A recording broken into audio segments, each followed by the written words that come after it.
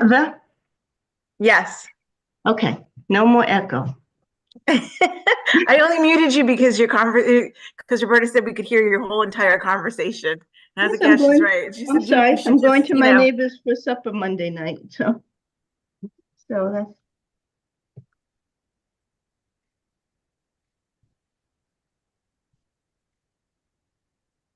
How many people do we need for a quorum? 7. And actually, I was going to ask Jim if we actually need 6 now that Carla has resigned, but it looks like we have 7 because Peter just joined. Okay.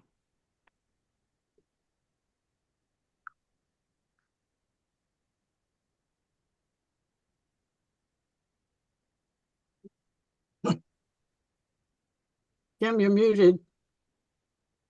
Or maybe we just have 6. Maybe that's a good thing. 6. Right. We have 6. Yeah, I count 6, and since we're a 12-member commission, we need one more than half. I know Chris said today he could do it. That was the second time today that somebody said that, Jim. Maybe it's a good thing that somebody was muted. Hey, I was the only one muted.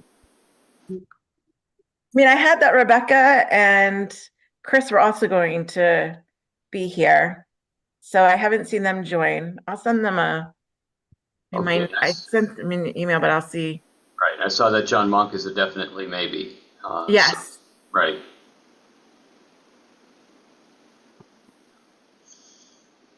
Am I correct in thinking that if you have a quorum at the beginning, then even if they leave, you can still continue the meeting? That's going to be my story, and I'm sticking to it.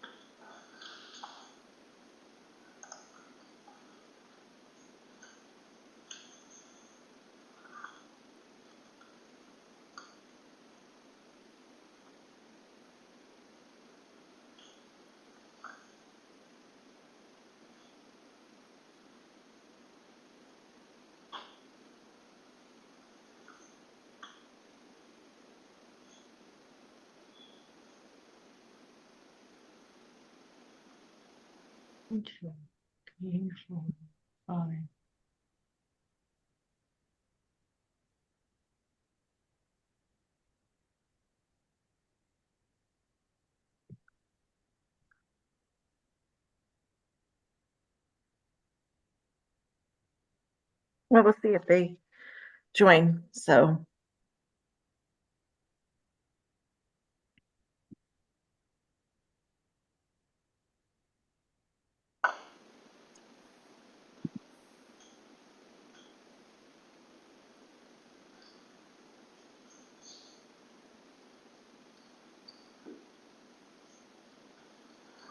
In the meantime, Roberta, I did get your draft questionnaire. Thank you, and I am working on it. I had something else on my desk, as you can tell, to try to get out the door.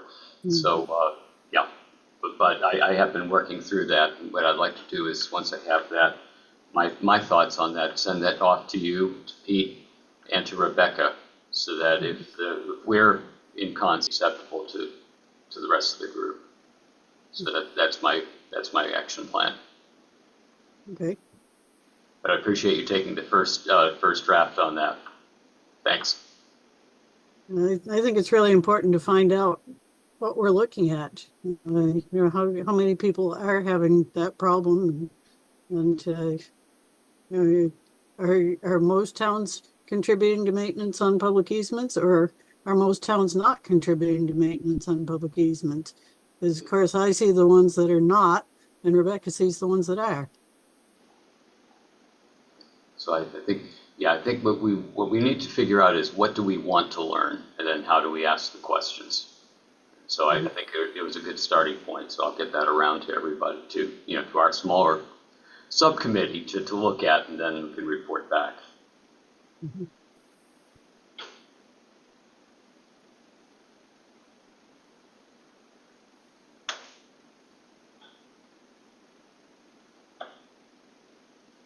I did post a question about it on my roadways Facebook page, and so far I haven't gotten a lot of response.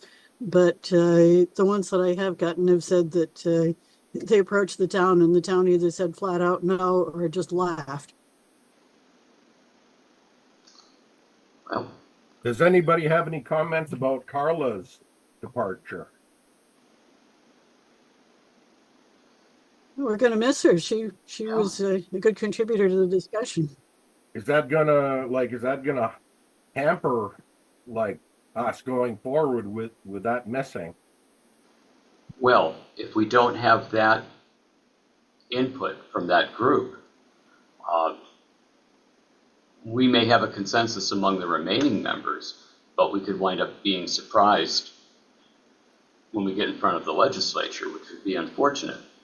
We would hope that we'd be able to come up with, if we had a unanimous report from this commission, we'd hope that we'd be able to bring that to the legislature and not have, there may be members of the public who might disagree, but at least the commission would be on board with the changes and its groups. Has anybody reached out to the woodland owners to see, in particular, Tom Doak, who appointed Carla to this commission? Has anybody reached out to see if there was a replacement that he recommended? We hadn't, Carla had indicated that the group was looking at who to replace her with, but there's no harm in following up. And I'll place that call to Tom Doak if that's all right. We're not having a meeting right now. We don't have a quorum, but we can talk about housekeeping, and that makes sense. I'll follow up with Tom Doak and see where they are on that. Thank you, Kevin. But it wasn't just Tom Doak, though. The Senate, I think it's the Senate president has to appoint Oh, I understand, but they'd have to know. someone. So They have to know who to appoint from that Right. group. So the follow up with Tom is who is it that Right. you're looking at to suggest to the Senate president, and then we can follow up on that piece. Right. Good point, Steve. Thanks.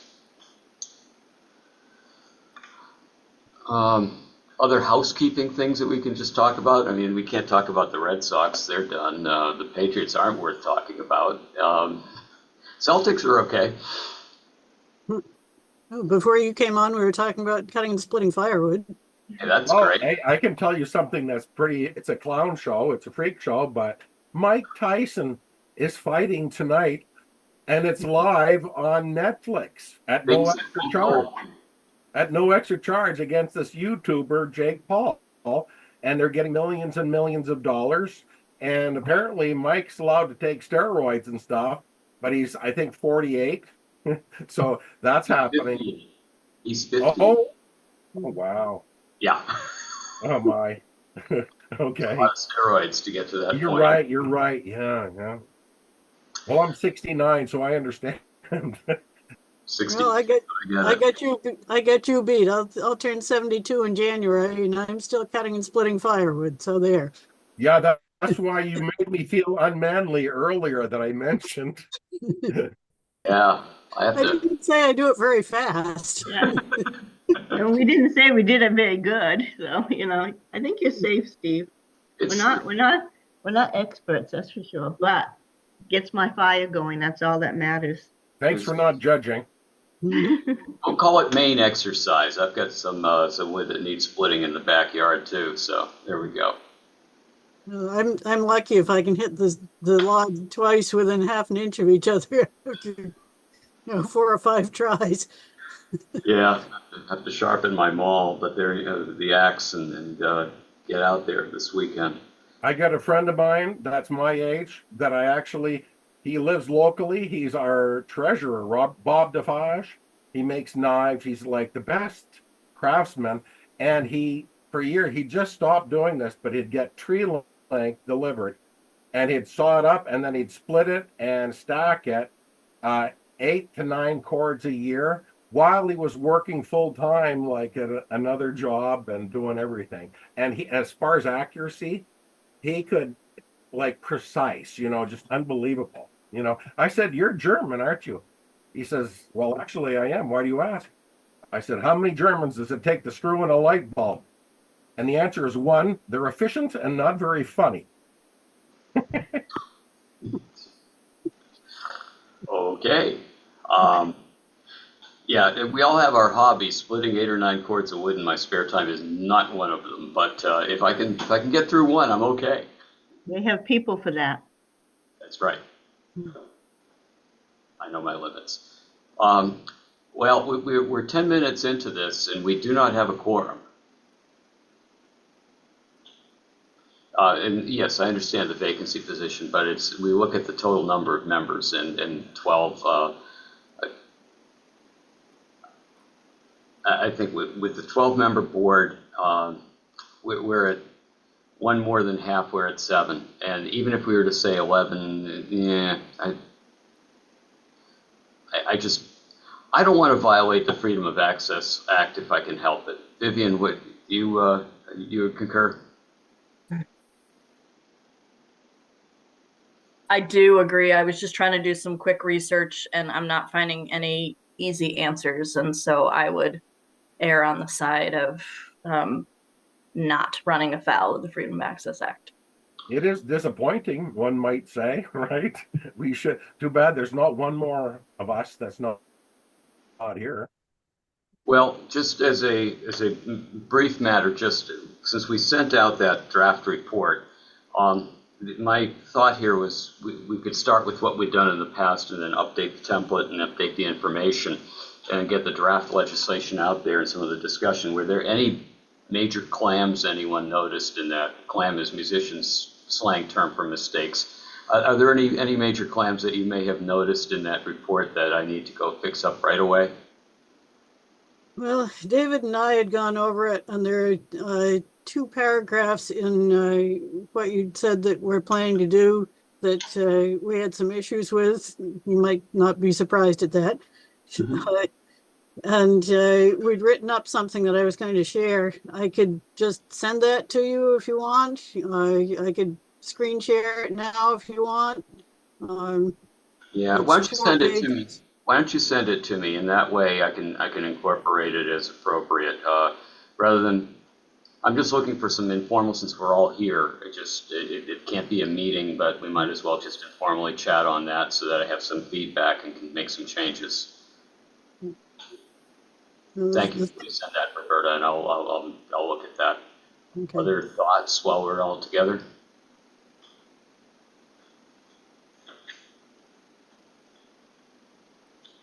Pete, you mean you didn't find anything in there that I messed up? Yeah, I did. I knew it. Yeah. Hold on, I'm just trying to find it here. Yeah, other than some grammatical stuff, I'll leave those out right now. Okay. But on page...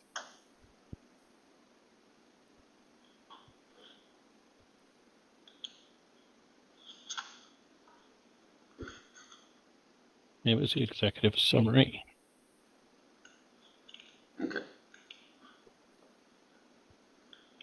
Oh yeah, executive summary, bottom, page 4, about the road inventory options.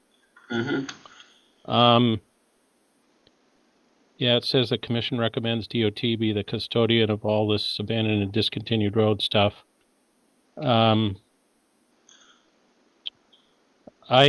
While that seems to make sense on the surface, behind the scenes, if this is an option for towns to provide, there's going to be 0 to 1 towns that actually submit something. Mm-hmm. Because that takes a lot of work to find. I mean, I have so many towns that, first off, they're lucky to have a printed list of all their public roads. And when I usually ask, do you have the right-of-way widths for those, most towns, 8 out of 10, say nope. Right. And that takes a lot of work to do that. And there's a lot of good reasons for it. Mm-hmm. And trying to ask towns to provide discontinued and abandoned road information, that could take a lot of work and a lot of research. And I just don't think if it's an option, any town's going to do that. But if they did, I'm not so sure. I'd have to get the blessings from higher up here that this is something DOT would want to take on, because there's nothing in here for DOT DOT's benefit. It's really because we have the inventory for all the public stuff, and it combines with 911, which is all the private stuff. We could discuss this with the 911 office because they keep track of all roads in the state where people live, public or private or easements or whatever. But it's not legal classification. It's really just where people live.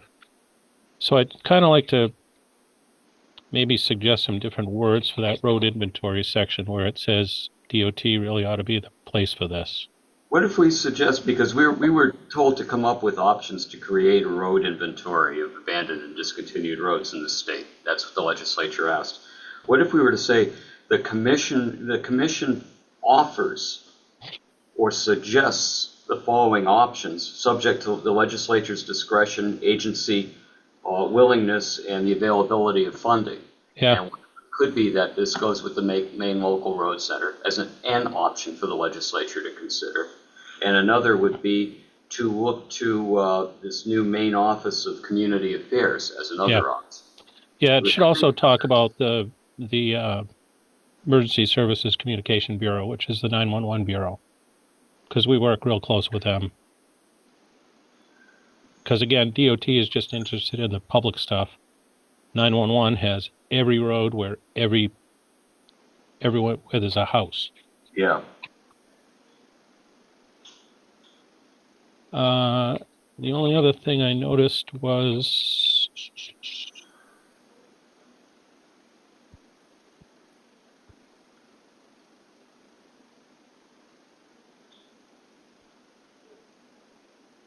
I forgot to send you at the last meeting we talked about what the details should be for the minimum maintenance sign. Right. And I finally got that done yesterday, and okay. I should forward that to you. Roberta, I took some of the stuff you sent me, boiled it down a little bit, made it a little more concise, but if we want a specific sign, shape, and color with words, we really ought to say that. So I've got that ready. 1, 2, 3, 4, 5, 6, 7. Thank you, Rebecca. We now have a quorum. Yeah. Better late than never. Peter, one thing I want to mention is one of the trepidations that you might have in your department would be one that you mentioned earlier, and that is one of personnel to take care of all this, right? So you don't really have, like you said, you were kind of a one-man band there for a good part, and there's only so much a person can do. So that is part of the trepidation there. If you had money for another person, it might be more doable, right? Maybe. Yeah, what 5 people used to do, I'm at. Mm. And I just don't have the ability to take on that sort of work. But then again, I would expect 0 to 1 towns actually submit anything. So it may not be a big deal, but by that time, I'll probably be retired. And by the way, beside the required effort, there's also the required technical capacity at the small town level. They just don't have it, right? Correct. Our organization, we use ArcMap and and all this kind of stuff, and we understand that. But a lot of these small communities don't have anybody that has any of those capacities. So that's another stumbling block. Yep. I still think part of the solution is to suggest a format where anybody with no particular skill can go through town reports, and every place that they find an article that has to do with a road, they just write down kind of in the same format of the county listing that the DOT has, where it just says what year, what book, what page, and basically what the action was, whether it was a discontinuance, a layout, an alteration. I've got an example of that we're dealing with right now in Fort Kent. There's a Frenchville community property. There's no map, there's none of that reference information. And by the way, the town line between Fort Kent and Frenchville is off by over 800 feet. So we got big problems with GIS and mapping up here. but that's a specific problem we're currently dealing with. I got 2 University of Maine and Fort Kent students that are doing it as a community project to see if they can figure something out. No problem that we've got a relationship with both Fort Kent and Frenchville as far as conservation and management, but as far as even like delineating an ownership, let alone a road, it gets really complicated. Yeah. Well, let's back up a little bit, so to speak. We've been having just an off, without a quorum, we've been just having a free, open discussion without having a formal meeting, but now we have a quorum. So let's have a call to order for this November 15, 2024 meeting of the Abandoned and Discontinued Roads Commission. Would you please call the roll, Heather? Sure. Carla has resigned. Joe Higgins is absent. Peter Coughlin. I'm here. Rebecca Graham.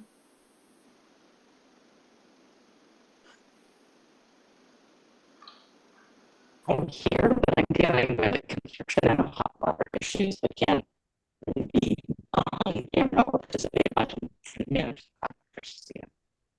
I can only say that was extremely garbled, and I hope you're okay.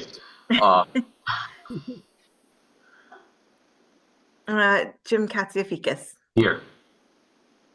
Chris is, I'm going to just say absent. I haven't heard from him. Roberta Manter. Here. Vivian McHale. Here. John is absent. Catherine Nadeau. Kathy. Yeah. Ryan is absent, and Steve Young. Here. Okay, great. First up, we have minutes of our October 25, 2024 meeting. Are there any changes that anyone may have to those proposed minutes for that meeting?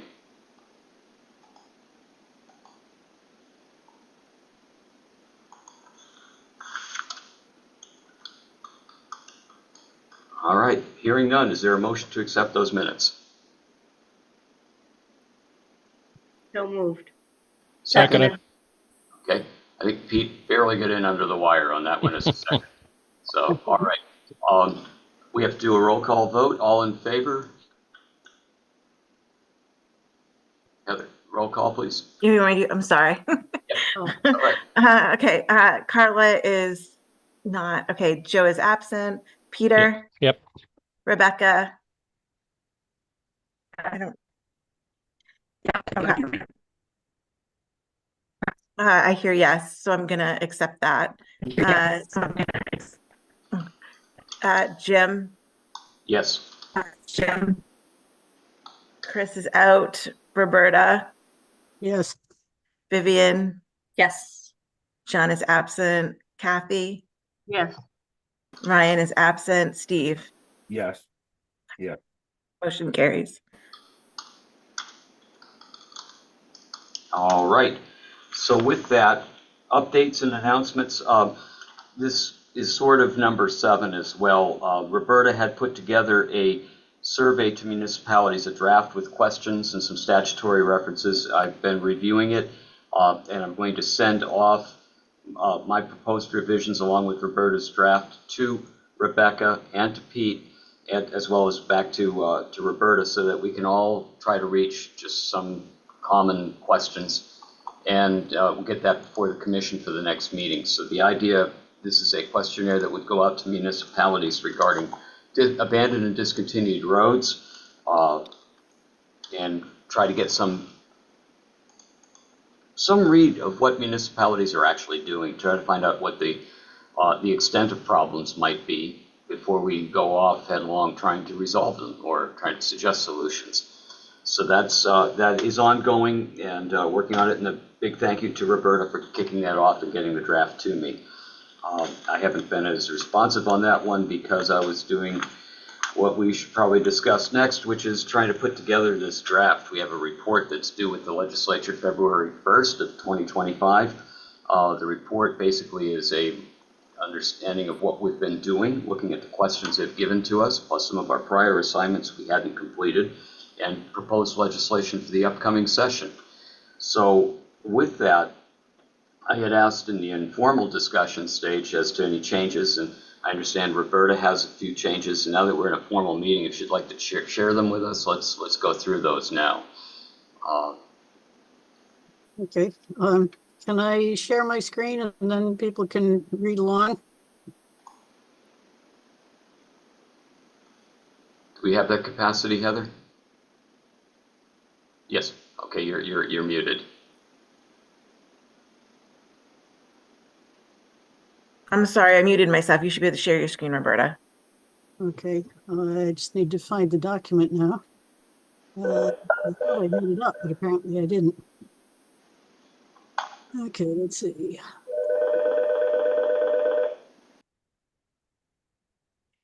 Wait a second. Sorry, if you want to, wait a minute. I found it. Okay, let's see if this works.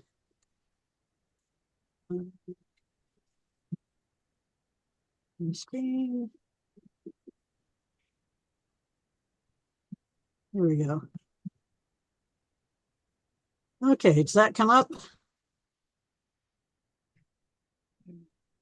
It says it started Everybody's- sharing. There it is. Yeah. Okay, these are David's and my comments on the draft report. There were two paragraphs that we particularly wanted to comment on. The first one was limitation on private landowner liability. The commission recognizes that where the owners, tenants, and occupants of property abutting public easements require access to that property, they may maintain those public easements, and they often do to the extent the municipality decides not to. The municipality has the right but not the obligation to maintain the public easement and may decide to provide summer maintenance, winter maintenance, year-round maintenance, or no maintenance. In the absence of municipal maintenance, the abutting property owner, tenants, or occupants may maintain the public easement for their access. They may provide that maintenance individually or together as a road association, incorporated or unincorporated. I have a real problem with the way this is worded. First of all, I still say we need to know how many towns do or do not provide any maintenance for public easements. You say the abutters may maintain the easement if the public does not. The fact is, the easement will not continue to provide access if no one maintains it. This creates at least one of two constitutional problems. One, the abutters are likely to be forced into involuntary servitude of the public access to their property if they wish not to lose all use or value to their property without due process or just compensation. Two, the abutters would be forced not only to pay their property taxes to support town road maintenance, but also to expend their additional personal funds to retain their and the general public's right for use of the public road, creating a double taxation situation for the abutters above the tax that should be shared by the public entity promising the access. If the abutters were the only ones using the road, then they would be maintaining the road for their own use alone.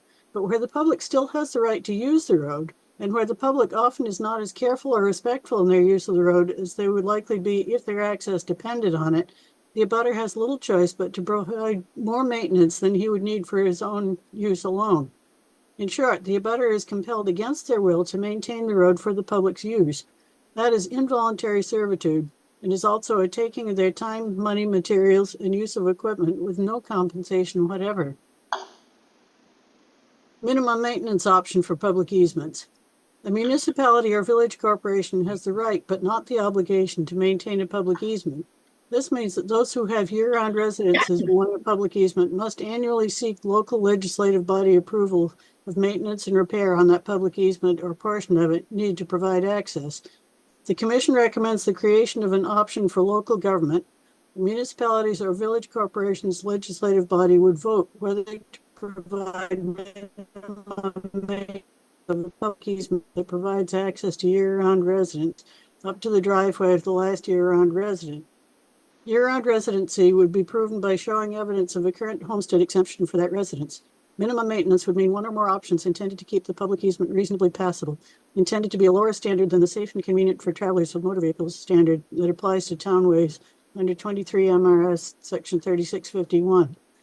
The request for minimum maintenance option for a particular easement or portion would be made by the municipal select board or council or village corporation officers on their own initiative, or by residents by petition and voted on by the municipal or village corporation legislative body. Once approved by town meeting, town or city council or village corporation meeting, the minimum maintenance option would remain in effect until repealed, so that all parties can rely on ongoing maintenance of a public easement without having to ask for legislative body approval each year. The problem with public roads with no public maintenance is at the heart of why this commission was formed. As the court said in Jordan versus Canton, a public easement of travel is meaningless if there is no longer any public responsibility for maintenance and repair. The State and Local Government Committee realized that we've been chipping away at the edges of the problem for years, but without actually solving the problem. The main task of this commission is to define the scope of the problem and then find a way to solve it. While I applaud this effort to get towns to be able to provide at least some maintenance for public easements, I'm afraid that without some incentive, those that refuse to do so now will continue to refuse. In towns that are unwilling to do this, the abutter will have to first go around town getting 10% of the number of people who voted in the last gubernatorial election to sign a petition to even get the article on the warrant in the first place. And if it is voted down, they'll have to do this again the next year and the next, while they still get no maintenance on the road. The trouble with having the town's legislative body vote on whether or not to provide maintenance is that there's little incentive for those who do not live on the road to vote in favor of the proposal. If they vote against it, they still get to use the road for free, as they always have. Those who abuse the road for mud running would probably rather see the road deteriorate. If they vote in favor of it, they must pay for something most of the townspeople will never use or will use only occasionally. They will likely see that as an increase in their taxes. There's little chance that there will be enough residents on the road to outvote the rest of the town. When asked to help with maintenance of these roads, many towns flat refuse because it is more expensive than they want to accept. Yet while admitting there is a significant cost involved, they see nothing wrong with the abutter being required to cover that expense. On the other hand, when towns are asked to give up the public easement, they are unwilling to relinquish their right to access abutting land or water, often citing recreational use or access to water for fire suppression. If they value those uses, why are they unwilling to pay to support those uses? Another argument towns will offer is that they cannot give up the public easement because that would leave properties legally landlocked. Well, if that is the public purpose, shouldn't the public pay for it? There are other states that retain a private easement for the abutters when they discontinue a road. Why does Maine consider that unconstitutional and other states do not? And I've got another paper where I put together some of the statutes in other states, and I can send you that as well. Why does Maine require that every road be kept to the same standard at great cost, when not every road needs to be capable of supporting 100,000-pound truck traffic daily? Much expense could be saved if Maine were allowed to have different classes of roads, similar to what New Hampshire does. People keep referring to Lamb versus New Sharon as saying that abandonment under Section 3028 was constitutional. But look at what it said was constitutional. Where does it say that a public road with no public maintenance is constitutional? It doesn't. It can't, because the Maine Supreme Court had already said in Jordan versus Canton that the fact that a limited user highway continues to have a legal status as a public way over which there continues to be a public easement of travel is meaningless if there is no longer any public responsibility for maintenance and repair. Without maintenance and repair, it is only a question of time before a public road will become impassable or safe for travel. So the court in Jordan declared that a public road with no public maintenance destroys property access and therefore, in the absence of just compensation, is not constitutional. The court in Lamb versus New Sharon said that in the absence of governmental action, it does not constitute a taking or violate due process to create a presumption of a public intention to abandon a road in accordance with settled common law doctrine, where creation of the presumption hinges on a failure of the public to assert its right to have the road repaired. Furthermore, Lamb versus New Sharon said that the common law has long recognized the doctrine of abandonment, that rights in public ways may be lost through neglect. Note that the big difference between common law abandonment and statutory abandonment is that under common law, the rights in the public way were lost. Under statutory abandonment, not only the property owners, but the general public retains their rights. The court in Lamb failed to address the question of whether abandonment is constitutional if it retains public rights with no maintenance responsibility.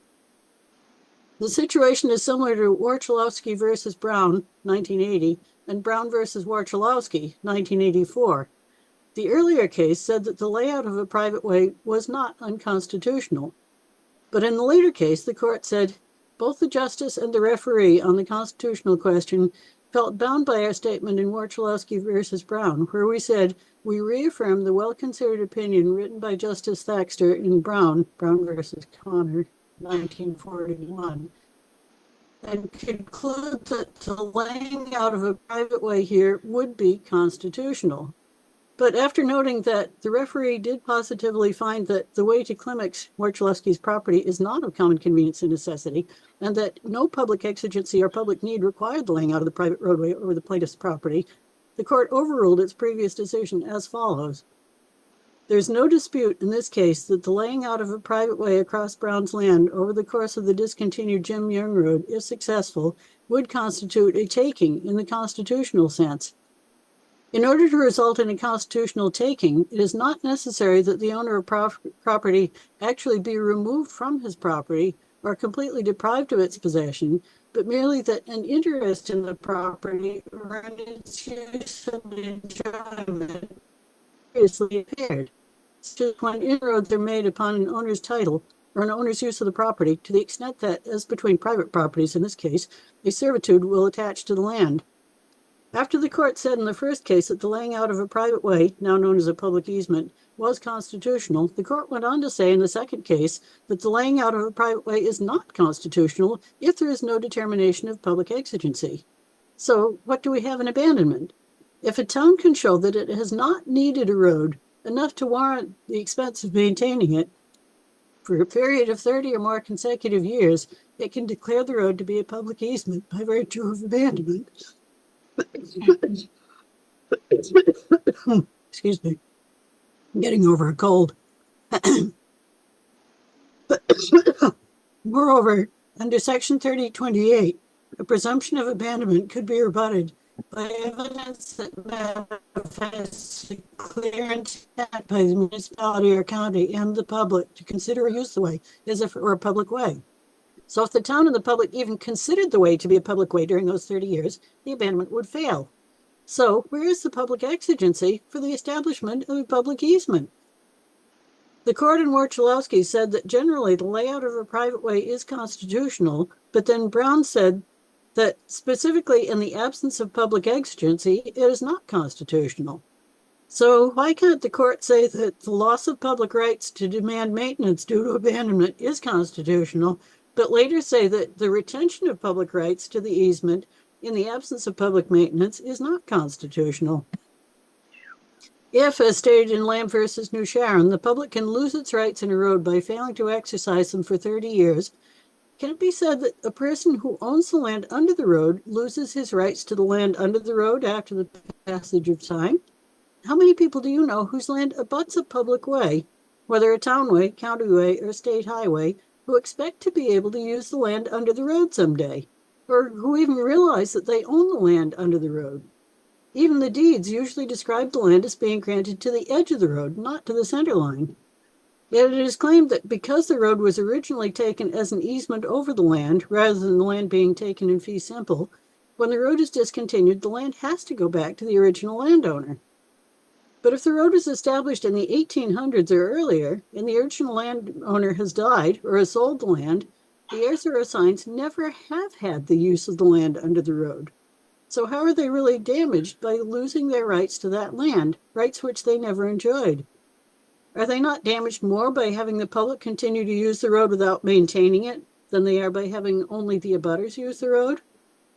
What if we said that when a road is discontinued, if none of the people who owned the land when the road was taken are still owners of the abutting land, then the land reverts to a private easement in common for the abutters? Who would that hurt? There could perhaps be restrictions on development to prevent overburdening of the easement. Currently, there are no such protections. So those are my thoughts. And as I said, I've compiled some excerpts from the laws in other New England states, and I can send that along to you. I've got kind of a summary that shows that in several of those other states, they do keep a private easement when they discontinue a road. They do not keep a public easement. Sorry that was so long, but it's, pent up feelings of 52 years in the case of David, and 42 in my case. Thank you, Roberta. Thoughts from anyone?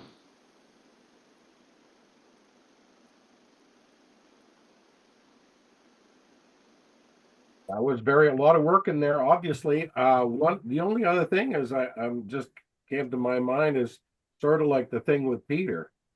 It's a great idea if we could, get the East community to do this kind of stuff, but it seems like everybody's resources are stretched really thin as it is.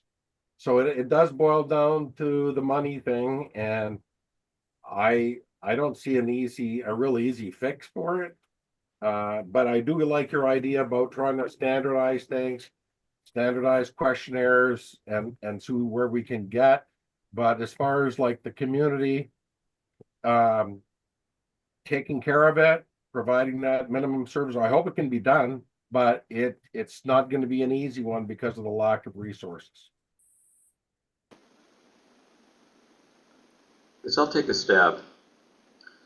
There are really two issues, Roberta, that you're addressing there. One of them is property owner liability with regard to public easements, and the other being the minimum maintenance roads.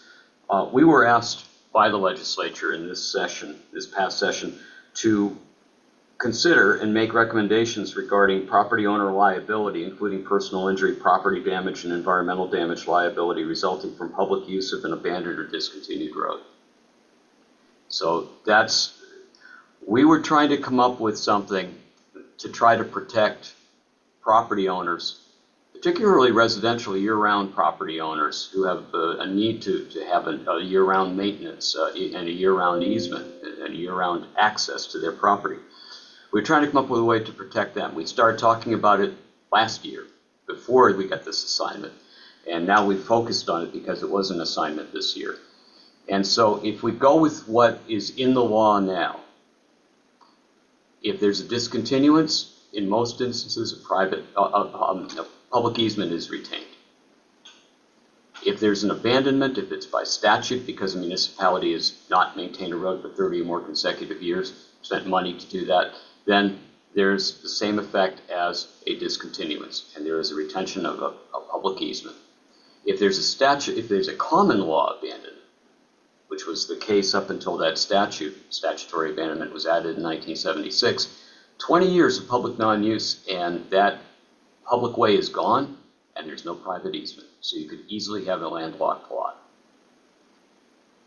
which means there'd be no access to that lot. That's been the law in Maine for a long, long, long time. So the idea of statutory abandonment gives you a little bit more leeway if you've got, because there's a public easement. Yes, the whole public can use it, but you can get to and from your property. And so if we're working with that construct, that there's a public easement out there after discontinuance and after statutory abandonment, generally, that not only allows the public access, but allows the people who own land, including some people who now are year-round owners and residents, access to their property. If that's the construct we're working with, how do we make it better? And that's the approach that the commission was looking at this past year. And I was hoping we'd found some consensus and unanimity on. And we did vote on that piece. I do appreciate the effort to limit liability. I do agree with that. But I think you're missing the point here, which is that when the public gets to use that easement too, eventually the private landowner doesn't have access because the public destroys it.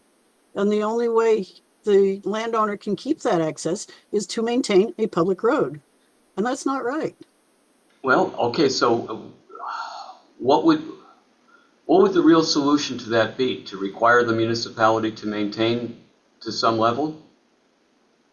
Either to require enough maintenance to support the public's use, to offset the extra cost that will cost the landowner above what it would cost him to maintain it just for himself, or to find a way to make it into a private easement. And there is in section 3026A, there is the option of discontinuing the public easement if you can get all the landowners to agree to grant each other shared private easements. Right. And one thing that I have done is I've pulled together several examples of where people have granted each other private easements, and I was going to send that to you too at some point. There's one more that I've been trying to get a hold of that I haven't been able to get into that particular registry of deeds for some reason. I think their website was down. But the other option is, as I said, other states, when they discontinue a road, they keep a private easement. Why can't we do that in Maine? That would go counter to about 200 years of Maine law with regard to the abandonment statute. Well, as I think it's Brown versus Connor said, yeah, I think Brown versus Connor said that if a statute is unconstitutional, its antiquity will not save it. So if we've been doing it wrong for 200 years and it's wrong, it's still wrong, and we should be able to correct it. Well, if under common law abandonment, if it's deemed abandoned because you've gone to court and you've proven 20 years of more public non-use, it's gone. The public way is gone, but so are any private rights. You own to the center line, great, but you can't get there. That's 200 years. I don't know if that's unconstitutional because you have no private rights in your property to get there. And if it weren't for the public easement, you and David couldn't get to your lot right now legally. I'm not your lawyer, but it seems that's the way that goes. You could walk there, right? That's about. No, you have no rights. Trespassing. It'd be trespassing. Wow. So that's why the public easement does have some utility. I understand there's a burden, and that burden is that the public gets to use it, not just you. And if you maintain it for your own use, you're also maintaining it for the public, and the public may not care as much as you and David do. And I'm not putting you on the grill. I'm just saying, I'm using you as an example of it's not fair, and I get that. And I can't solve that.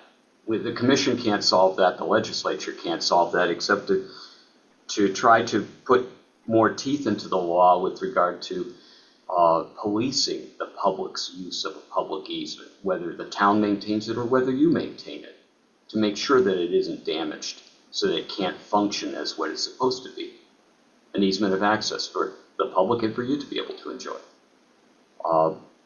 So what we were looking at is trying to figure out some way to, at least when the abutters are maintaining the road, making sure that they're not liable for doing the good deed of maintaining that road for themselves and for the public, but also looking at some ways to try to police that by at least allowing the municipality to be able to close it periodically to heavy vehicles or to all vehicles as necessary to protect its integrity.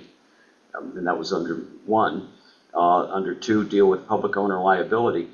And the minimum maintenance road, if this commission were to recommend to the legislature that we create a new class of road and require municipalities to maintain these public easements as minimum maintenance roads, it still would require municipalities to do that, which is now optional. So, which is to take care of a public easement. Suddenly they would have this obligation. We know there'd be a fiscal note on that bill and it would kill it. So that's why what we've been talking about is the idea of creating an option that we would hope municipalities would take advantage of to put public easements in, to exercise this minimum maintenance option for public easements or portions of public easements where people are residing year round. So that you and David can get there, and Fayette may be able to get past this, and the town meeting might say, we're going to maintain that portion of the road up to your house or up to the last year-round resident. And we're going to do that indefinitely. This would provide an option. So it wouldn't be a mandate.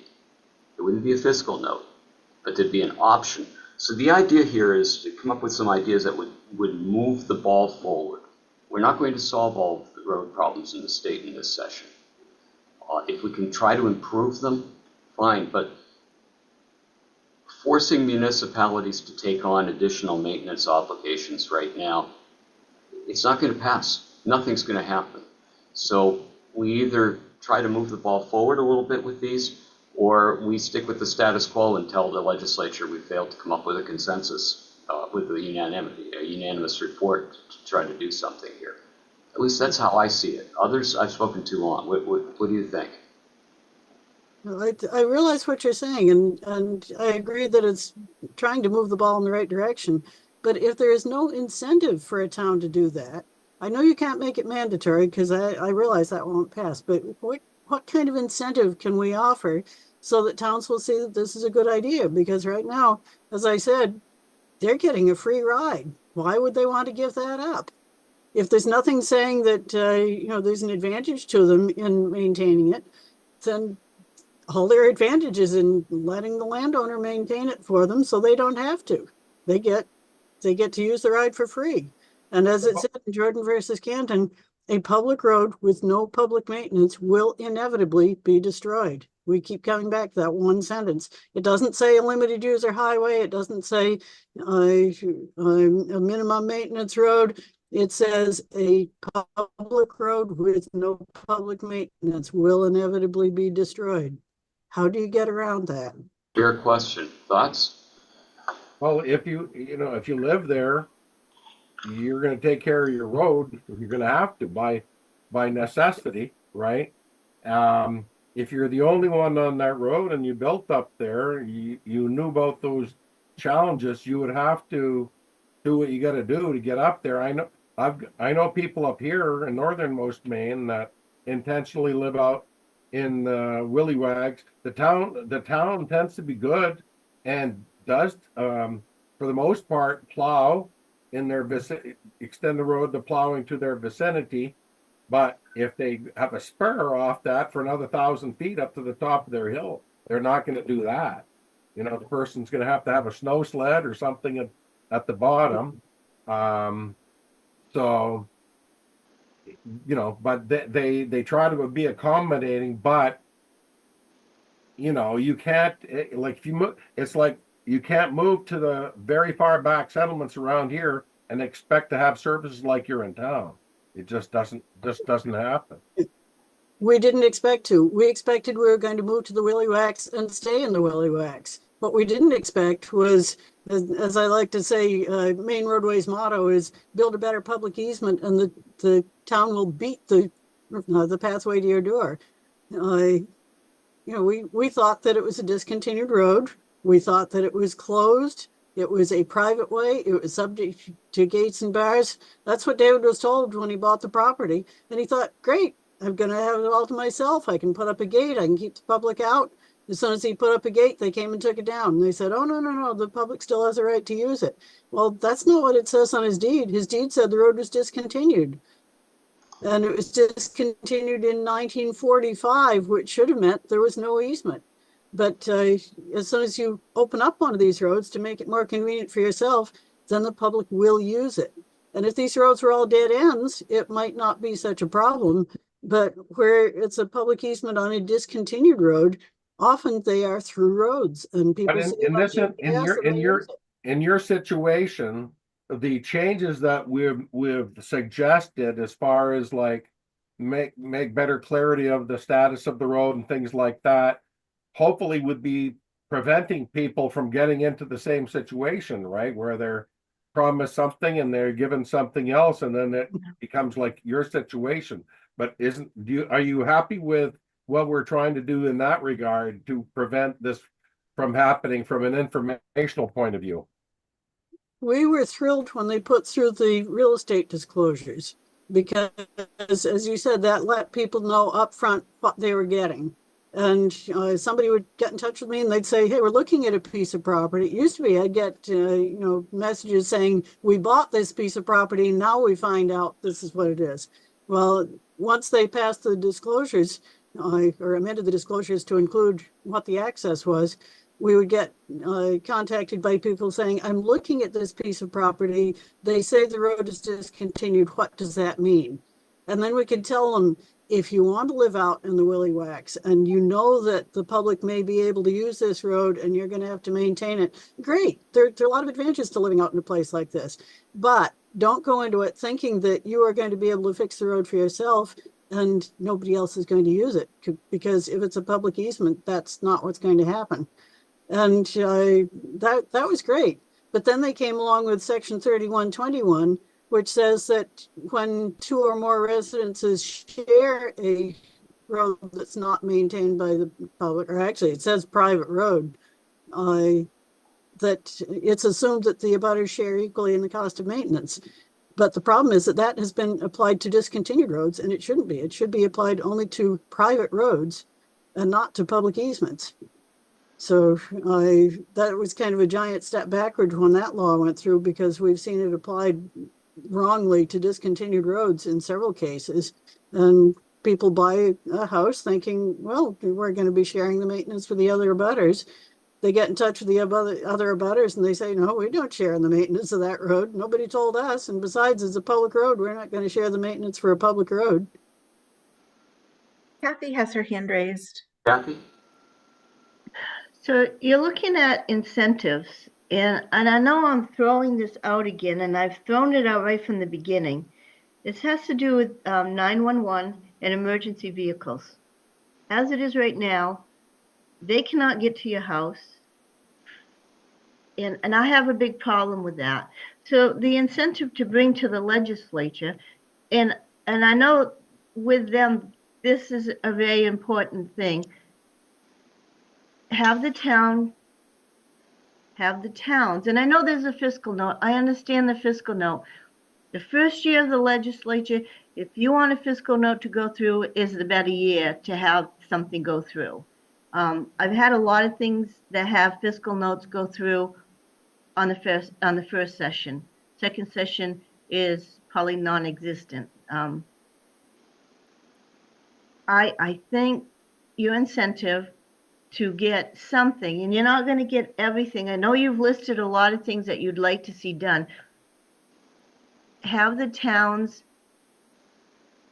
I don't want to say threaten them with a lawsuit for emergency vehicles, but I believe that your incentive would be, we're all getting older, and I wouldn't live on a road that emergency vehicles couldn't come down. That being said, I don't believe that you live on a road that you don't want emergency vehicles to not come down. And that is my incentive, I would say, to get something done.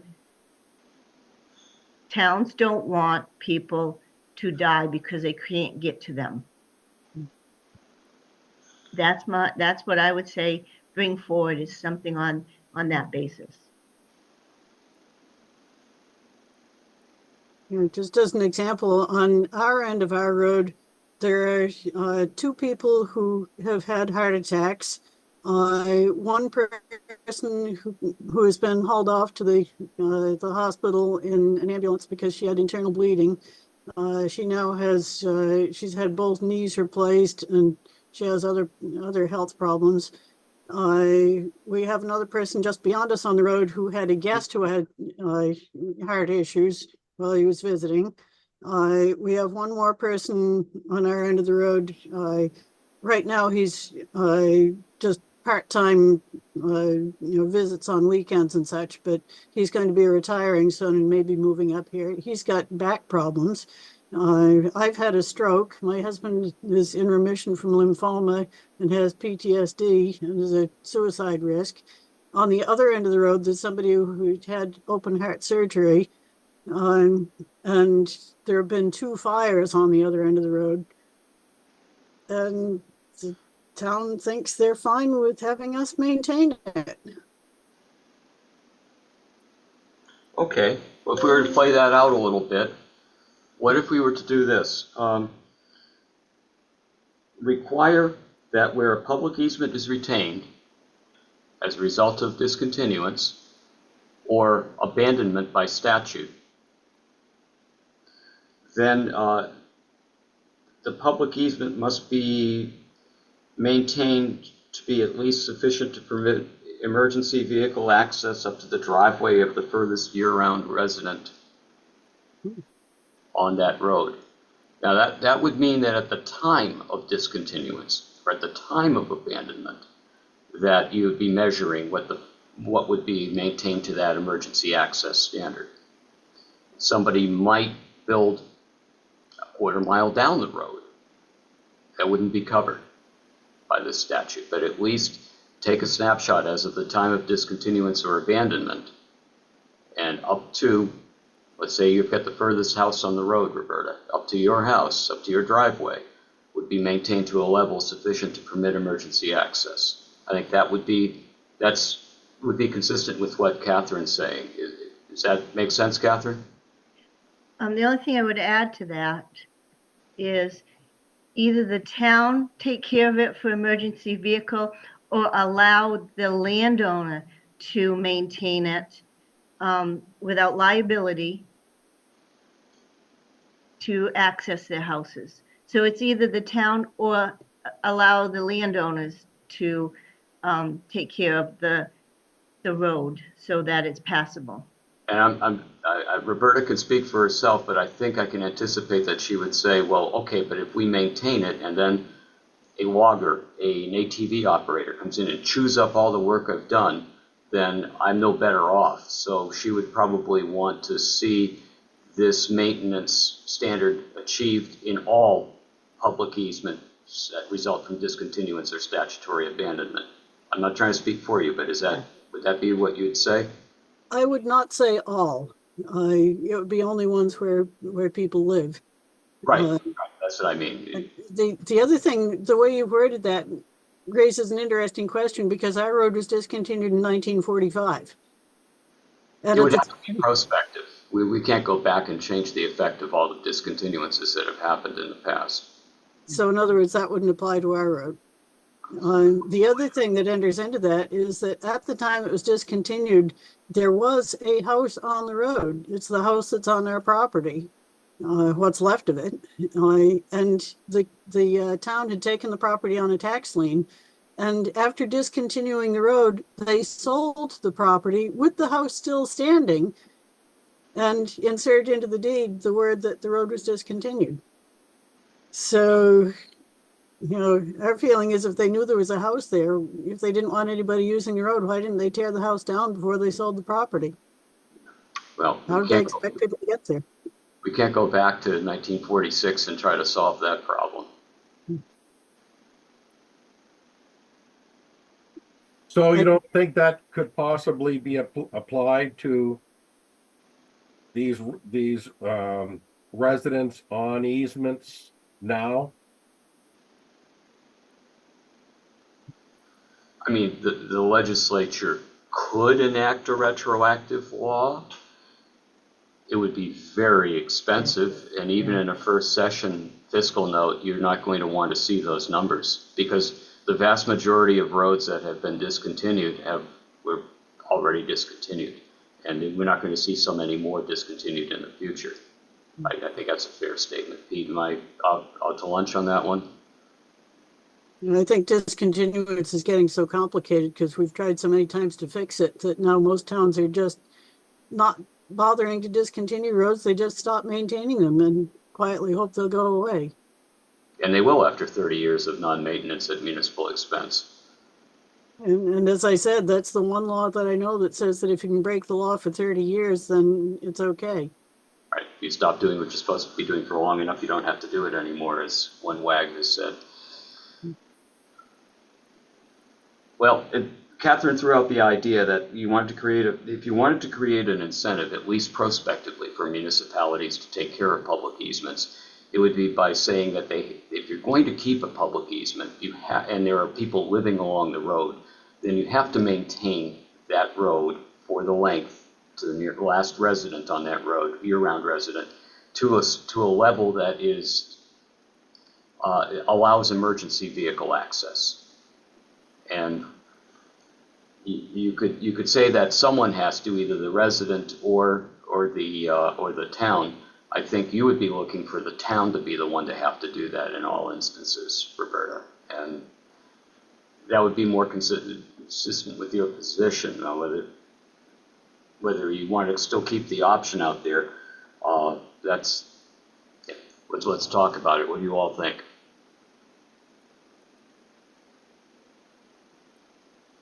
It would certainly be cleaner for the town rather than allow everybody to do their own maintenance at their own standard, I would think. And then we've already discussed fair compensation for your cost that you put into doing this, but it would be obviously a lot cleaner if you could get the town to do it. Of course, another question is, should a town even be discontinuing a road if people still live on it? No, they shouldn't. So if they shouldn't be discontinuing a road that people still live on, and you're thinking of only making that apply when they discontinue a road that people still live on, then that kind of negates it. Would you want to extend that ban to abandonment too? That there should not be any statutory abandonment of a road on which people reside year round? They definitely shouldn't be abandoning a road that people still live on, because it's still in use. And you have to remember that the people aren't using that road as a private access. They have no deeded access over the road. The only way they can get to that house is on what remains of the public road, because the abandonment doesn't take place until the end of the 30 years. So I don't see how you can abandon a road that people still live on. It's still being used by the public. So you don't have to. Go ahead, Steve. How about if they're not paying taxes for, like the person's out there and they're just being difficult, they never pay taxes, and with that, you know what I mean? That's a complicator, I know, but. Well, if they haven't paid taxes, the town's going to take it for foreclosure, automatic foreclosure for non-payment of taxes after 2.5 years. So, well, unless they reach the judgment of, we'll wind up having to pay general assistance to these people if we don't let them stay in their house, so we won't take it, which happens. But yeah. All right. So we've got a few ideas here. One of them is put a prohibition in the statutory abandonment and the discontinuance laws prohibiting municipalities from discontinuing or declaring abandoned a road if anyone resides on them year-round. Right. At least as long as that person, for the distance to that person's house. Mm-hmm. Is that something that this commission wants to pursue? I would like to also keep in mind to keep in this in the back of our mind about the safety. These people on this road, on any discontinued road that are living there, are paying taxes. Now, yes, I'm sure there's some sovereign citizens that don't believe in paying taxes. I understand that. But they don't expect the degree of safety. You pay taxes, you expect a degree of safety. Granted, trash pickup would be nice, but that's not, my taxes don't go to that. My taxes will go for safety, and I want them to be able to get to me if need be. And I would expect anyone on a discontinued road, on an abandoned road, to have some kind of, and paying taxes, to have some degree of safety. And that's my big thing. I would expect, and I would hope that these people, any person on abandoned, discontinued, that they're living on it year round, that they have some degree of safety. So that would go for anyone who's got a public easement that was established maybe by discontinuance that happened 50 years ago? That includes anyone that's living in any of those. There's got to be some degree of being able to get to them if there's a house fire, get to them if there's a medical emergency. You're paying taxes on it. To me, it's not abandoned and it's not discontinued if you're paying taxes. If they've gotten a permit to build on these, if they've gotten a permit to build, to have a house on there and pay taxes on there, then they have a degree of expectation. No, they don't expect their trash to be picked up, but there's got to be a degree of safety involved in this. That will pass the legislature, because we do have a lot of people that have really big hearts down there. If you say that, I really truly believe that that would be one of your incentives to get this going. That's just, I don't know. Let's play this out. Yeah. The legislature enacts a law which says, look, prospectively, for any new discontinuance or any new statutory abandonment of a town way, you can't do it if people are living on it.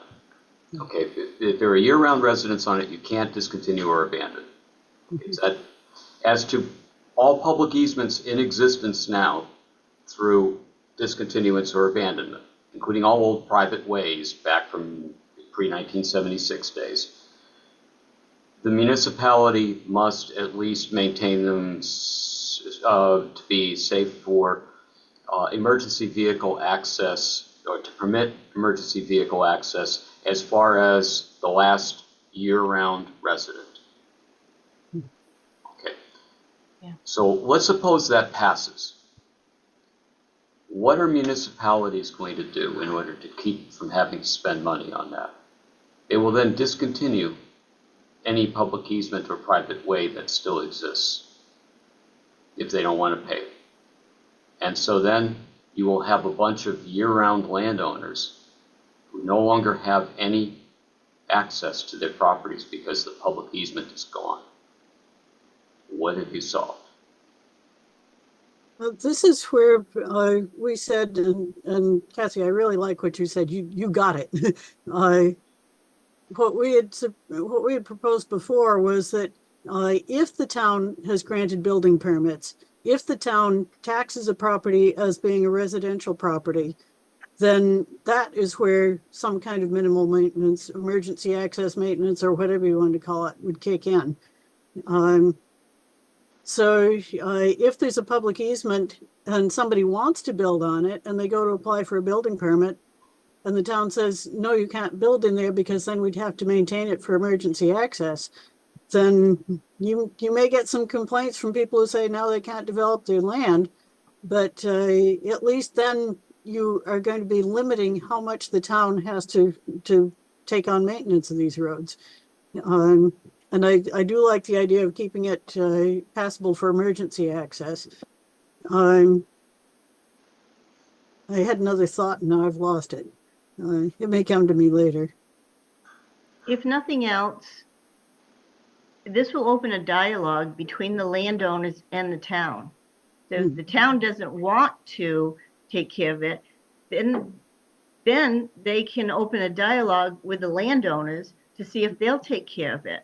Now, to be a smart landowner on a discontinued abandoned road, you'll say, sure, I'll take care of it, but we either want a little bit of reimbursement or we want some fill brought in yearly, or this would open a dialogue. This would open a dialogue between the landowner and the town if they want to do the right thing. And the right thing is safety. And the right thing would be, what the heck? I'll bring a couple loads of dirt over there. It's not uncommon. I mean, I lived in a town, I don't anymore, but I lived in a town with 6,000 people. And our public works did everything they possibly could to make things right and passable. Not every town does that, but this would open that dialogue. This is what I truly believe. And as a savvy landowner, I would say, help me out with this, help me out with that, instead of paying me, help me out with loads of this. Get a grader in there once in a while. It's just, I believe that this would open a dialogue. Yeah, that jogs my other thought, which was that Rebecca keeps saying that taxes are not tied to services. Well, no, there's not a one-to-one relationship between what you pay and what you get. But shouldn't you be able to expect to get something in return for your taxes? And maybe that could be an incentive that if the town doesn't want to provide any services to somebody, they should reduce their taxes. If you're taking a property that was maybe a woodlot, maybe even in tree growth, so the town is getting very little in the way of taxes, and somebody builds a house in there, and all of a sudden they're getting more tax revenue, shouldn't they be able to expect something in return for chipping in more on their taxes? Why can't the town take at least a percentage of the increase and bring in a load of gravel? Grade it once a year, whatever. Just give them something in return for the fact that they are now contributing more to the town's tax funds. So what we're saying is that there's going to be, the proposal would be for mandatory municipal maintenance of a public easement for emergency vehicle access, whenever that public easement may have been established. So it could have been established 50 years ago, 20 years ago, last week. Yeah. If the town has issued building permits and assesses taxes on year-round residential dwellings on that road. I suppose you'd want to prevent municipalities from being able to extinguish that public easement once they've issued those permits, because they could extinguish the public easement, bring it to town meeting, and no longer have that public easement anymore. And they'd have no obligation to maintain, and there'd be no public access. You'd probably want to prohibit that, right? That's where I think Section 3026A could come into play, that if they want to get rid of that public easement, they can work with the landowners and try to help them come to an agreement to make it a private easement. And if people understand what that means, I think a lot more people would be willing to do it. What we've run into is that in the first place, it's made more difficult by saying that there's a 1-year delay. And sometimes the landowners are all ready to grant each other easements, but when they're given that 1-year delay, they get thinking about it and maybe change their minds. The other issue that we run into is that I don't think people necessarily understand what the advantages are of making it a private easement. If it's a public easement, everybody can use it any day of the year, any time of day or night, no matter what the road conditions are, and they have no responsibility for what they leave behind. If the landowners will agree to make it a shared private easement, the only people that are going to be using it are going to be those landowners and anybody that they invite in to visit them, their delivery trucks or whatever, and they can be assigned responsibility for shared maintenance of that road. If we can get towns to work with the landowners to understand that that's the difference, then maybe we can convert more of these public easements into shared private easements. At our first meeting this year, because of the debacle we had in front of the legislature where some of our members showed up to oppose legislation we were proposing, we decided that anything that we were going to suggest to the legislature this session would be unanimous or it wouldn't be forwarded. Do you think that we're going to have the unanimous consent of this commission to a proposal like that? Nope.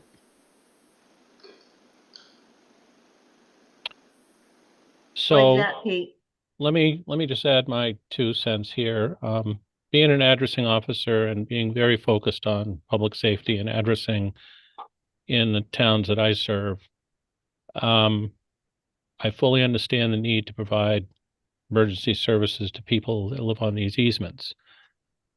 On the other hand, these easements have probably not been maintained, and even though there may be a few people or 1 or 2 that live up in here, those roads are probably overgrown. There's probably grass growing up through the middle. The branches are hanging over. There's potholes in there. What you're suggesting here is that, and where people are choosing to build now, if you want to build off grid, if you want to live up on the hill, you're basically saying you've chosen to live there and buy this property up there, but now for emergency purposes, the town's being forced to come in and cut back all the branches, put gravel in the road, widen it out for a modern size fire truck. My little town of Randolph, we got a pretty good sized truck. And to get a heavy thing like that up and through the woods that's all overgrown, or the box ambulance truck, that means you need to widen this thing out and improve that road base quite a bit. And that's quite an expense. And, again, I understand the whole emergency stuff, but if you're talking going back to public easements that have been that way for years, let alone new ones, I don't see that going over real well. I don't see, and if you give the option between the town and the abutters to be required to do something, if it's an either or, people are going to point the finger at each other and say, no, we're not funding this. That's you do it. No, we're not doing it. You do it. And then it runs into a stalemate and nothing gets done. What do you do then? And would private landowners be willing to form a road association in order to maintain to that particular standard to allow that fire truck or that vehicle? Other thoughts? Ooh. I do have one. Yeah, I agree. I agree with Pete to a certain extent. So I lived on a dirt road. I still live on a dirt road. That being said, the dirt road that I lived on, we had a seasonal camp down there. I did call the fire department. In all honesty, I did not start a fire, but I had a young child down there, a neighbor, who really wanted to meet a fireman. There's a different truck that goes down. You don't have your big truck that goes down on a fire road. In that case, they have a different truck that comes down. It's a pumper truck, and the pumper truck can actually do multiple things. This is why they have them. When I lived in my Winslow, we had Petty's Pond, and that's a different truck that goes down there. I do understand about clearing the branches, but we did that every year on our own road because, again, we had to get our vehicles to go past and to get past those twigs. And that being said, there are different trucks that go down on dirt roads and like that. So then I just for clarification, because that's really the only thing I know is that there's different vehicles for different reasons. That's it. Thank you. How about asking fire departments what standard of road they would need in order to have some emergency access? Any fire chief is going to say, I need it wide enough so I don't scrape the hell out of my truck. I need to get down there safely, and I need a reasonable surface that I can drive on that'll support this vehicle. That's right. I know my little town of Randolph, Pittston, Farmingdale, we got 2 trucks, and they're both good size. We don't have like any little patrol truck. We got 2 good ones.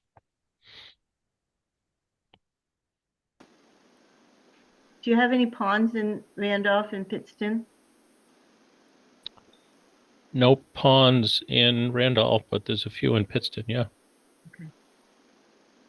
And they would like to bring their big, no, I'm not saying ladder truck, because I think Right. that's a little ridiculous to think, Right. but it's their medium-sized fire trucks that they want to be able to bring down. Yep. So that being said, as a state, don't we contract with, is it Aspendorf, that tree company to clear the branches on the side of, like in my case, Route 27 or 135 Manchester Road?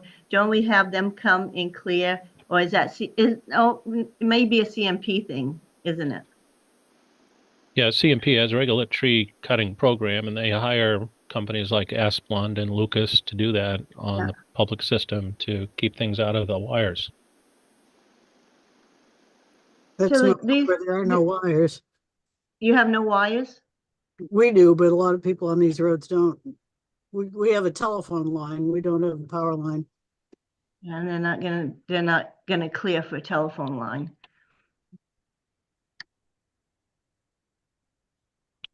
So Jim, I was just answering your question about can we get unanimity here or not?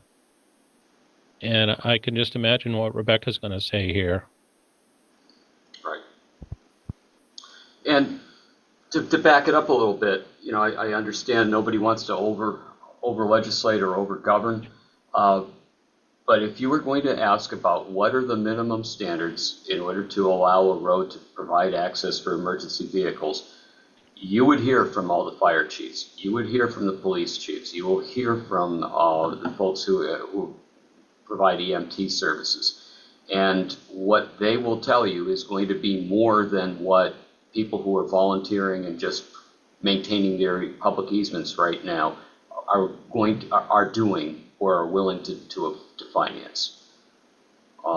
So I don't know where this leaves us.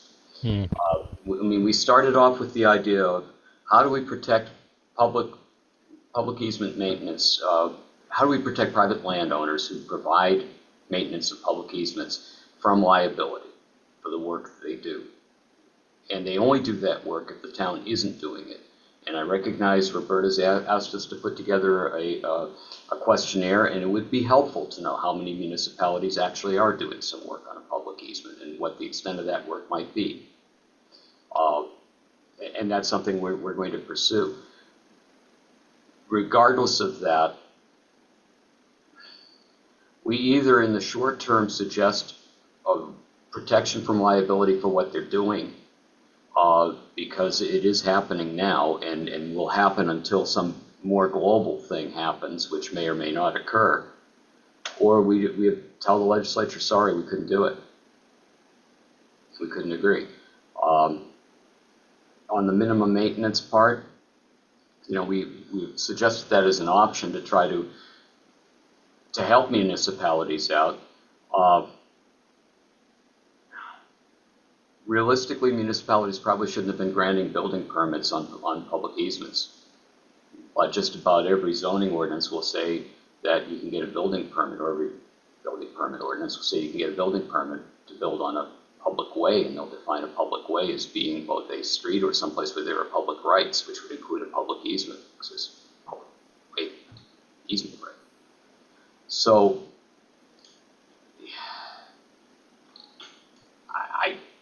do we want to continue to pursue what we've been talking about, or do we want to look toward something more that is not likely to have unanimous support of this commission?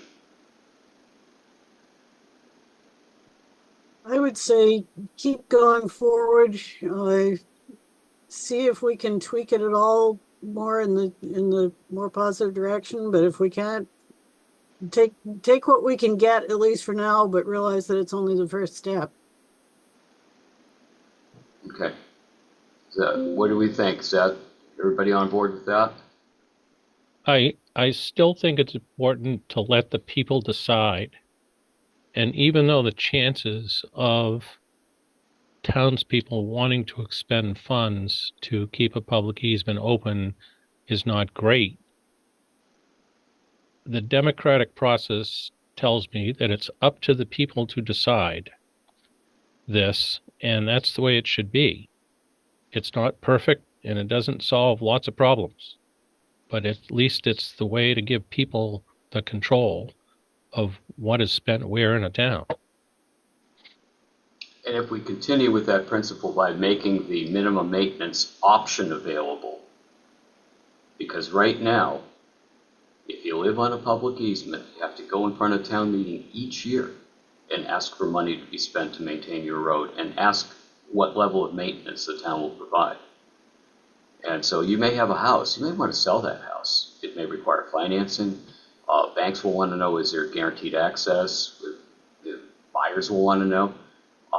The idea of the minimum maintenance option that we've created is that until it's at least overturned by another legislative body, by another town meeting, that indefinitely the municipality will provide a certain level of maintenance. So Jim, does it have to be every year, or could it be for like 3 years minimum? Municipality, a legislature can't bind future legislatures. So you could get an appropriation for 3 years, maybe, but it really is each year. Municipalities looking at what it's in the budget for maintenance for the upcoming year.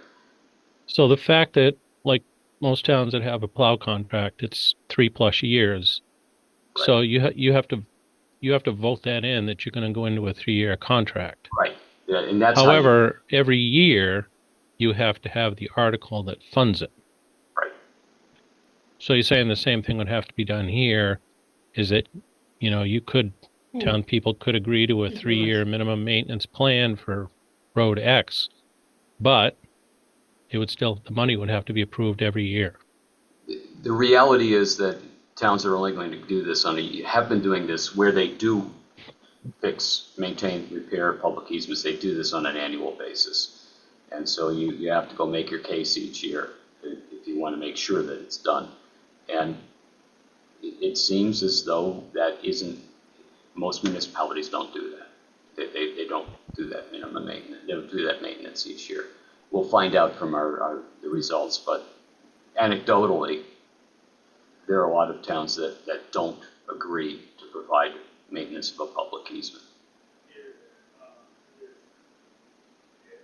I still think if you can find some way to provide incentives that would help, whether it's some way to tie it to taxes. If you don't provide the maintenance, you can't charge as much on a tax. I don't know if there's any way to do that, but the trick, I think, is going to be to find something that is a simple incentive. Something as simple as the suggestion that somebody had that the way to reduce water pollution, where there's a factory that's dumping their effluent into a river, tell them that their inlet has to be downstream from their outlet. Now that's an incentive.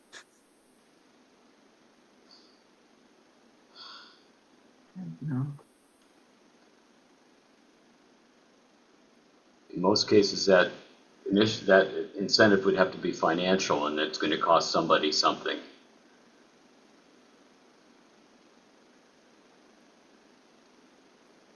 So the idea about not allowing towns to discontinue a road if there's people that actually live on it year round, they're not just seasonal. Mm-hmm. That's kind of intriguing, and I wonder how that would go over.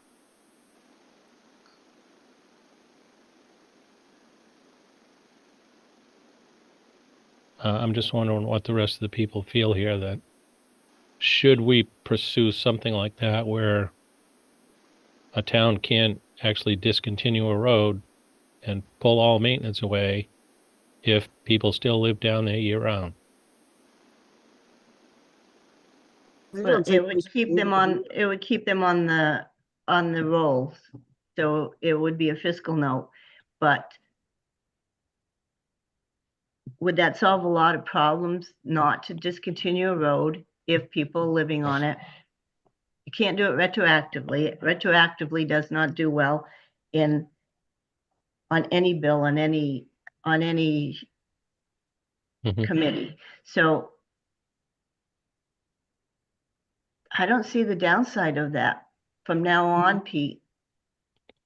Like you're saying, if you live on it, if you pay taxes, the town can't discontinue it. It just keeps that road in the system. So I happened to be in a good sized town 2 days ago, and I asked the town, and there's lakes there too. So there's a lot of people live on these camp roads on the shore. Shore Road North, Shore Road South. And he said, I asked him, I said, have you discontinued any roads? Yep, we've got a few easement roads we have up around the lake. I said, do you guys do any maintenance on them? And he said, well, not really, but if it gets that bad and there's potholes, we'll go up and throw some gravel in it. We'll do, but it's with the understanding that, this is an optional thing, that we're not going to spend a lot of money on this, but we're going to do what we have to do to kind of keep the road at least passable. So that was interesting to hear, but I'm not sure if that's a common thing around towns that have, we have so many towns that have camp roads, And a lot of these easements are these camp roads that are narrow and you can't get much down through there. But the survey results are going to be kind of interesting to read.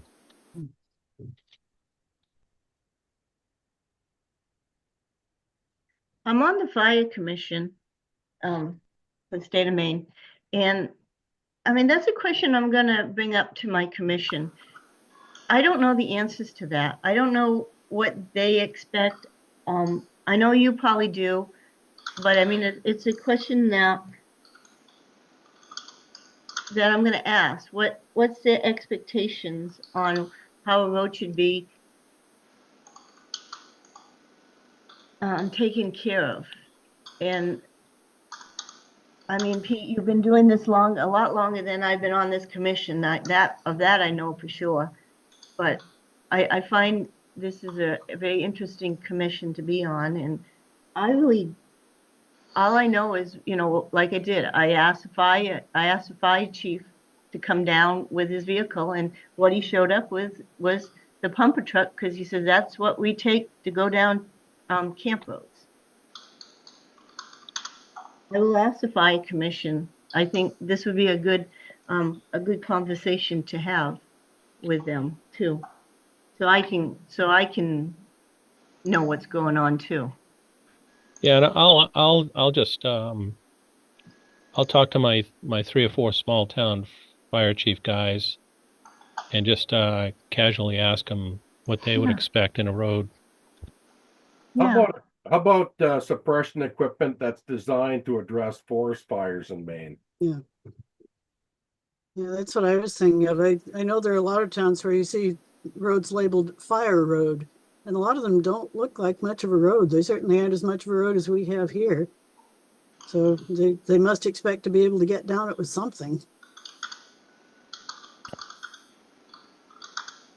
I don't know the answers to that. I will ask.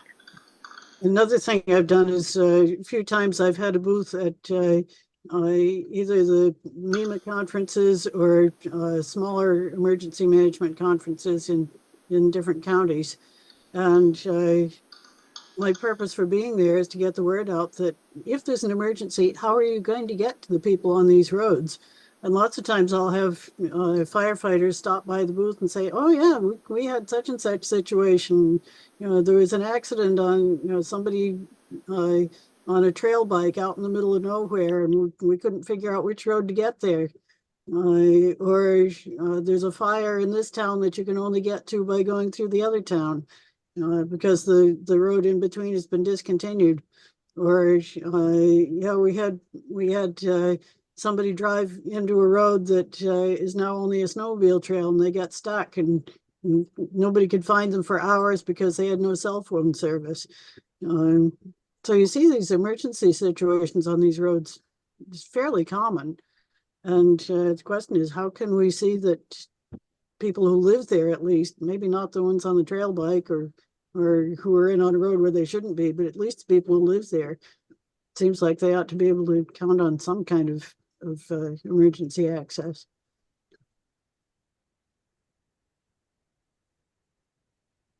Yeah, there should be a plan, and maybe there would be a coordination between regular fire and, you know, forest fire control folks or whatever, but it should be, you're right. And I think the thing is, for those situations, there should be an emergency plan. Who would be responding, and like you said, how would they get there? To bring this back to something that's within our jurisdiction, we're talking about abandoned and discontinued roads, and I think Pete's initial redirection to us was to talk again about whether there should be a prospective prohibition on discontinuing townways or statutorily abandoning townways if there were year-round residents on those roads. Is that where we started from, and is that what we want to try to conclude? Here's another thought to add to that. I think it should be possible to discontinue a road if the abutters agree to grant each other a shared private easement. So maybe not make it an absolute prohibition on discontinuing a road that people live on, but make it clear that if they want to discontinue it, and the abutters can't agree to grant each other a shared easement, then they can't discontinue it. Maybe something to that effect. Think about that for a minute. You have the option of requiring the municipality to maintain that road at the municipality's expense, or you could agree with your neighbors to create a private easement and maintain it at your own expense. Which do you think people are going to go with? That's the flip side of the one that I keep saying. If you give the choice, give the town the choice of, are you going to maintain it or are you going to force the abutters to maintain it? They're going to force the abutters to maintain it. So it's the same situation looking at it from the other side around. Exactly. Okay. There are some, I have run into occasionally a couple towns where people that live on a road actually wanted it to be discontinued and have the town go away. So we have to recognize that, you know, I guess we shouldn't prohibit discontinuance, but as you said, Roberta, if there's X number of people or everybody on a road wants it discontinued, then let them do it. Understanding what they're going to lose. I think the whole thing, Jim, about putting this into some report before we do the survey coming from the commission might not be a good idea. I think a question on the questionnaire should be, do you think town should be able to discontinue roads where people that still live on them year round? And see what the general response is to that. And then we form our opinion as a commission using that data, instead of just being 12 of us saying, yeah, we think this ought to be this way. Should you include Roberta's caveat on that, that should they be allowed to discontinue unless, you know, they... Yeah, right. What I'm saying is it'd be better to get the survey results before we put something in a report and recommend something to this degree. So that would be a good thing for Rebecca to, that questionnaire that you're talking about discontinuing. That would be good for the Legislative Policy Committee that, I believe they're still meeting at MMA. Yep. And that would be good to see. And it's usually town managers or elected officials from the towns that attend those. So that would be a good avenue for them to have that questionnaire too. Yeah, that's a good idea, Catherine. Jim, would you agree, seeing that you used to work there, run this by the LPC first as a survey, get their comments, and then go from there before it gets sent statewide? We could do that.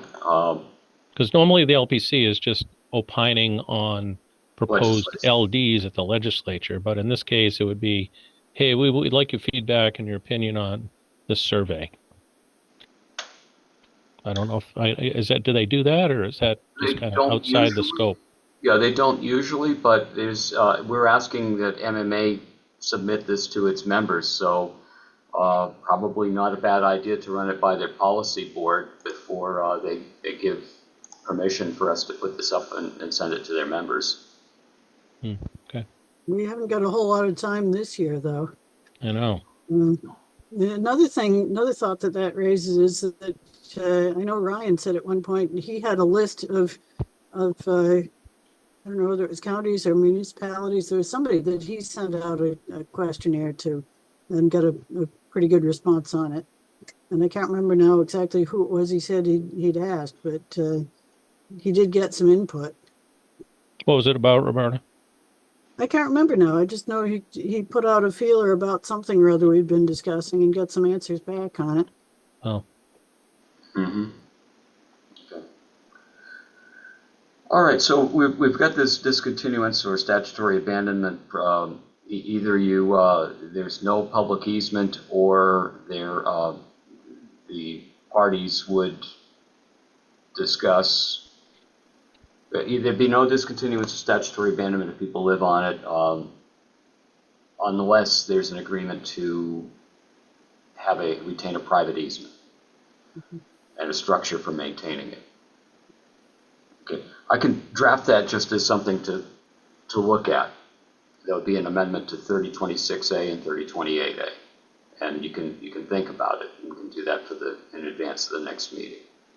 And I'll be looking at the changes Pete had suggested. I'll be looking at your language, Roberta. Please send that to me by email, and that would be great. I've read the slides online, but yeah, that would be helpful. Jim, I don't envy what you have to do here after this meeting. Thanks. Okay, our next meeting, we're trying to work on a date. I've been texting and emailing with Heather to work on that piece. We're looking at probably mid-December, trying to come up with a date when we get a quorum, so we can move the ball ahead a little bit. But you'll have another draft report. You'll have that draft of the changes. We're working on the questionnaire. We want to get that moving so that we can get that in front of the LPC. If Rebecca agrees, that's a good idea. It's her organization, and want to make sure that everyone's on board if we do that. Anything else for today besides public comment, which I haven't forgotten? One other thought that I had, since you brought up something about common law abandonment and it not keeping any easement, one of the issues that I've seen come up there is that, as you said, it's been kind of established that when a road is abandoned by common law, no easement remains, and that can leave people landlocked. Well, I think that's sort of a confusion that comes up because people will say that use by landowners doesn't count and recreational use doesn't count. But I think they're confusing that with the requirements for the establishment of a public easement by prescription. In order to establish a public easement by prescription, the use of a road has to be by people that are indistinguishable from the public as a whole. And therefore, use by abutters doesn't count and use for recreation doesn't count. But if you have a road that's already being used by the abutters and their only right to use that is because it's a road, they don't have any private easement rights to get there. They are using that road as a public road during the 20 years of abandonment. And part of the proof of that is that at the end of the 20 years, they can't say, well, I've used that road for the last 20 years and therefore I've now acquired a prescriptive right, because while they were using it, it was public. So their use was not adverse. So I think it's kind of a misconception to say that use by abutters doesn't prevent common law abandonment. If a road really has not been used by anyone for 20 years, and it's all grown up, it's got 20-year-old trees growing in it, and I've got some pictures I can show you of roads where that applies. You can see nobody's been using it for 20 years. Well, if nobody's needed it for 20 years, yeah, let it be abandoned by common law, let it be gone with no easement.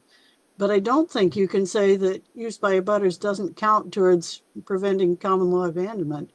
There are cases where I can see that people have tried to claim common law abandonment. It hasn't gone through court, but they've kind of convinced everybody around them that, oh yeah, that road is abandoned by common law and therefore it's not an easement, you can't go through. When obviously people have been going through, there's maybe not even grass growing between the wheel tracks, it's used so often. Those roads should not be eligible for common law abandonment.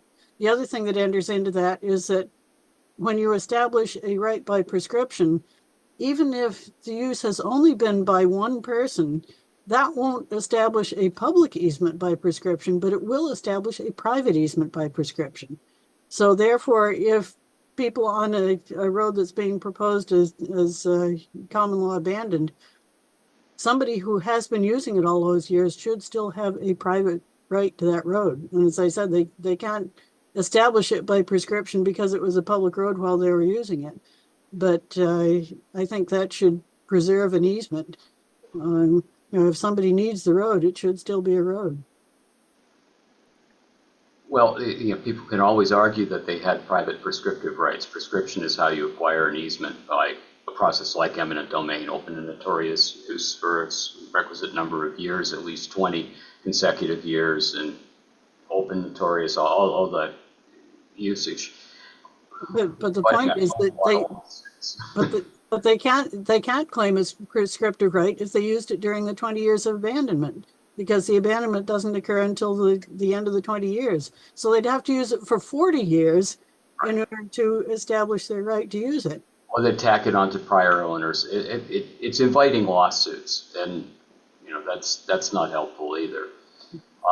Okay, well, I think we've got a pretty good idea of where we are for today's comments. We want to go on to public comment at this point. All right, Ms. Cardoza. Hello again. I appreciate the work you are all doing. Thank you, Mr. Chairman and members of the commission. I'd like to correct myself from the previous public comment from last meeting.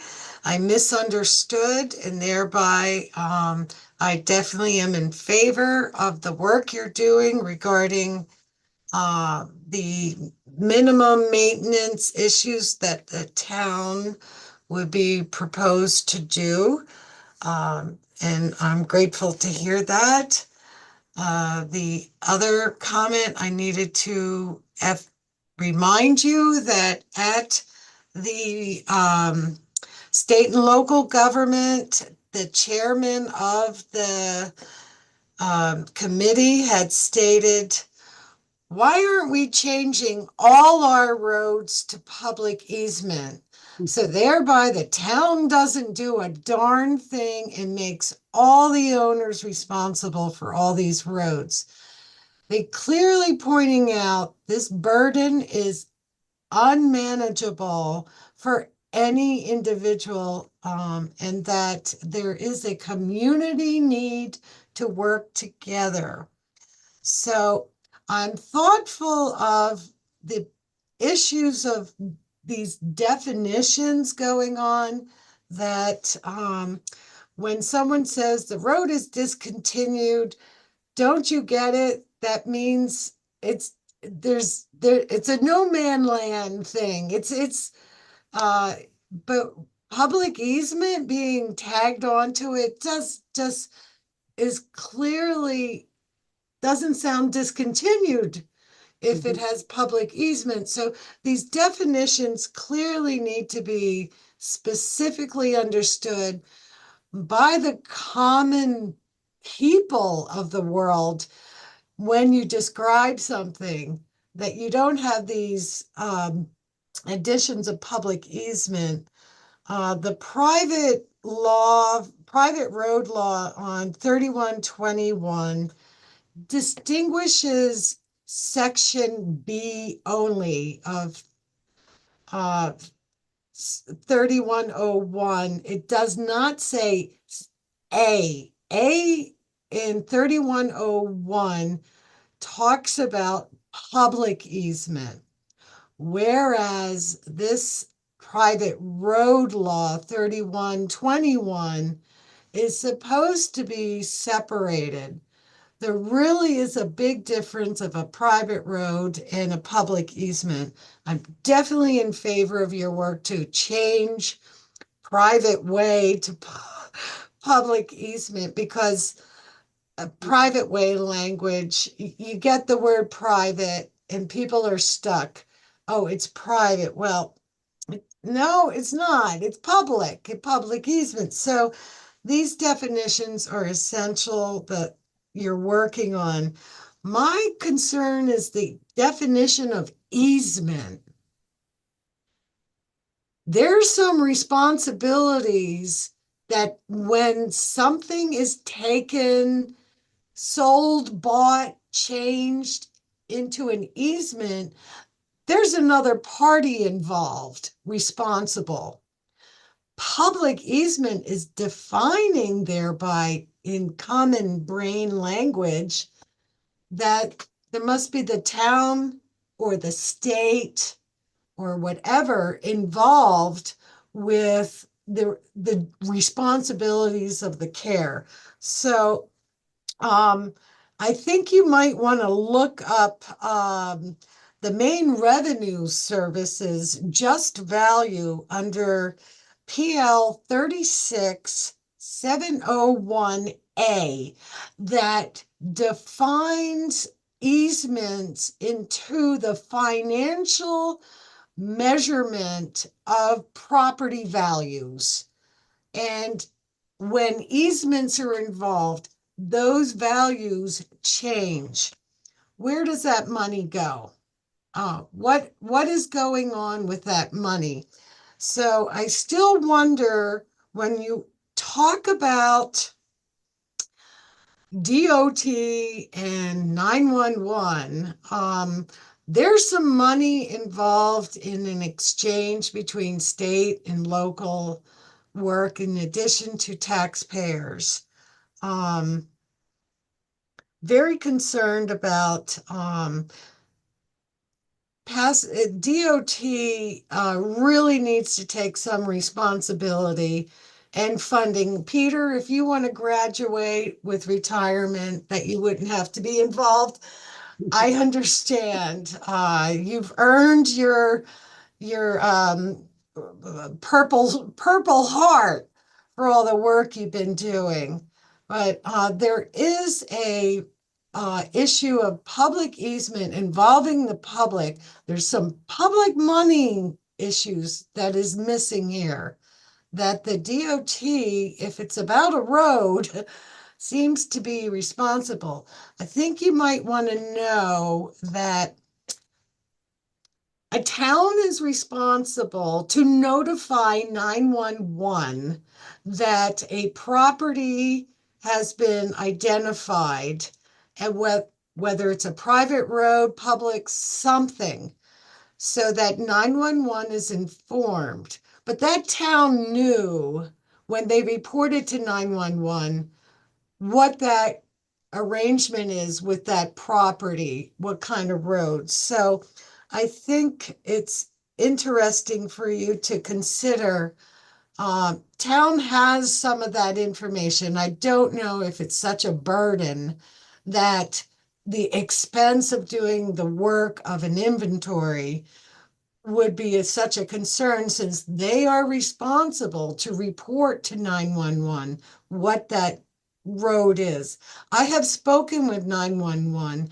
This is the clear information and the rules involved, where the towns report to 911 that information, but the relationship between DOT and 911 seems to have a need for allocation of funding, in addition to this mutual relationships for the people. I've also spoken with the state fire marshal. They will rescue someone no matter what.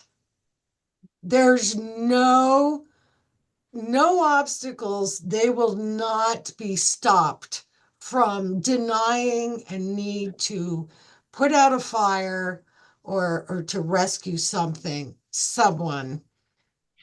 So the requirements on emergency rescue issues, if you've got a private road, you're responsible to make sure that gate's open for that emergency. There's certain duties involved about the concern that you've been talking about regarding emergency. But we need to clarify that this is answering the 4 questions that the legislation has proposed to you about reducing negative impact on property owners and this liability issue. That obviously the emergency rescue is a very serious issue, but I like to point out, so is the natural disaster issues. And we've already been through it. We know when a road has been washed out and destroyed. Private owners burdened by this is overwhelming. And FEMA has not provided any help about this particular situation. What I mean is the fundings are provided for states to repair roads, but when it comes to private roads, I'm not hearing from FEMA saying they're going to help with the private roads. Um, so I'm very concerned with natural disaster. And then finally, please be aware, there's no police protection on public easements. We've had car accidents. We have had vandalizing. We have had destructions of beyond just the roads because the public at large have no regulations on safety for us on these public easements. So that would be great to reduce that negative impact, please. And then finally, I can't help but feel so thankful that our properties in Wyndham, the solution was amazing. By 2/3, each road decided, do you want this to be a public easement where the town would provide plowing or not? Not 3/4. I'm totally opposed with 3/4. That you're just asking for 100%. And the reality of people on roads, that's not going to be possible. But they really solved it with each road deciding. They had over 101 properties, and 3, I think maybe 5 said, nah, we just want to be private. We'll pay for our own responsibilities. Whereas all the others, that's over 90 roads, said, yeah, we have each property owner signed and agreed with the town. Over 2/3 each road of owners, I'm in favor. Please plow our roads.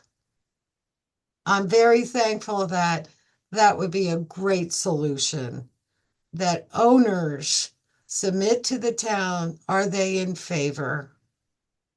Not someone who can't vote in the town, not a town council that you can't elect them because you can't vote in that town, decide for you, but that each of those property owners. So what Peter was saying, let the owners decide, let the people decide. How about those owners on that road? They decide. I hope that would be a consideration of how to solve such a difficult situation that you all are going through. But I hope I've been supportive and encouraging, and I thank you for your time.